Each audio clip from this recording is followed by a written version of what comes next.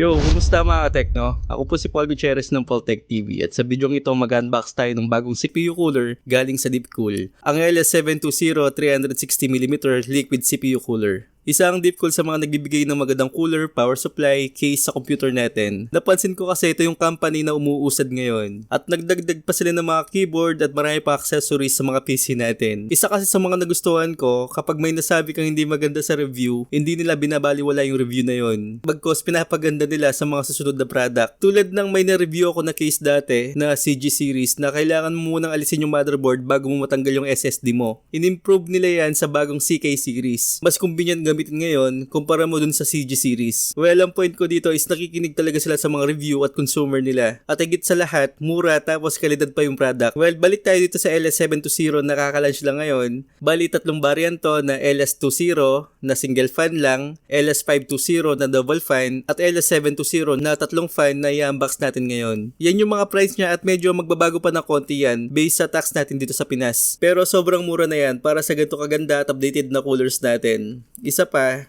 5 years warranty pa to. Well, anyway, meron tayong malaking box dito na nakalagay dyan, anti-leak tech inside at yung image ng cooler. Yung anti-leak technology na to ng Deepcool, mas pinatibay nila yung mga materials na ginamit sa mga cooler nila. May heat resistant at corrosion resistant para tumagal pa yung lifespan ng mga cooler. At may automatic pressure release para hindi masira o mag-leak yung mga cooler natin. Well, sa loob ng box, makakuha tayo ng manual for AMD at Intel, then yung mounting plate at mga screws. Well, ito nga yung LS720 na 4th generation pump. At nagustuhan ko yung design nito sa bandang pump na may pagka-mirror finish. At pwede mo i-customize to dahil may kasama siyang plate na pwede mong palitan kahit anong sticker na pwede mong ilagay. Yung size ng sticker is 42mm. Kahit anong design, kahit anong colors na gusto nyo. Kahit every week kayo magpalit ng design, pwede dito. At madali lang alisin at ikabit. Then sa loob ng box pa rin, meron tayong tatlong fan dito na FC120 na nandyan na rin yung RGB at power. Ito yung sinasabi ko kanina na pasulong ang Deepcool sa mga gantong product. Mas convenient at hindi ka na pahirapan sa mga cable management natin.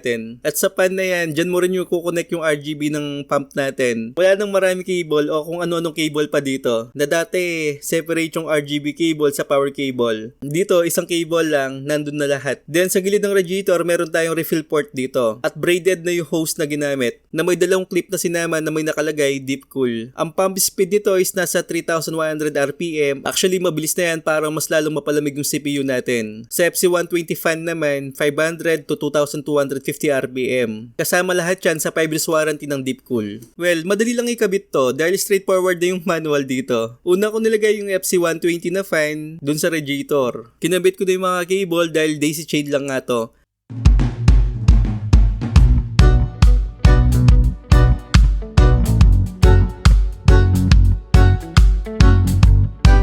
Then yung mga plate at kapitan ng motherboard. At napansin ko may paste na rin tayo rito. Medyo tinamahan ko pero okay lang naman to. Wow, wow, wow. Wow, wow, wow.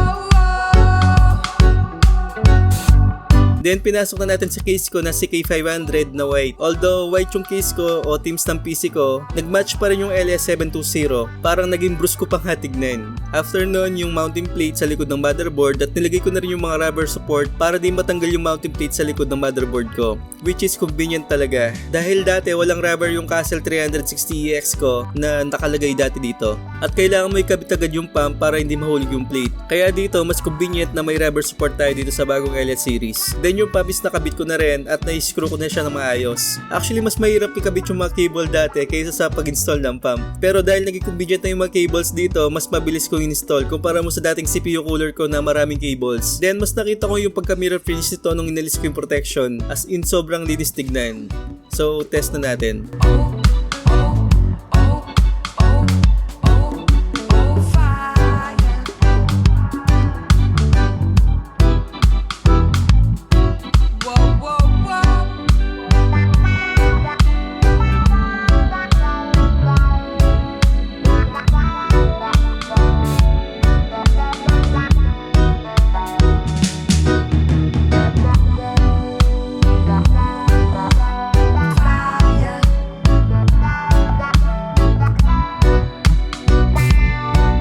Masasabi ko na sobrang linis at bruskong tignan ng color na to. Although napansin ko sa RGB pump, hindi masyadong maliwanag. Hindi masyadong reflect yung color nito kumpara mo din sa color ko dati. Pero sabi ko nga, malinis siyang tignan talaga. Yung FC120 sobrang liwanag at silent lang yung fan nito. Satisfied ako lalo na sa performance at tinest natin to sa stress test ko is pumalo lang ng 71 degrees Celsius which is good naman. Dahil magagamit natin to kahit mataas pa yung CPU mo o kahit mag-overclock ka pa. Masabayan nyo yung settings na gusto mo talaga. Lalo na sa mga mahilig mag-games dyan at mainit dito sa Pinas kaya sobrang highly recommended ko to. Mura na tapos quality pa. Sobrang convenient at hindi talaga pricey. Unlike sa mga ibang cooler sa market. So sana nakatulong ako sa inyo.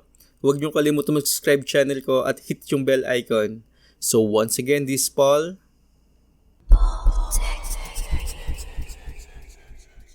Find me, hope you find me. I'll be back home soon when the sun rises.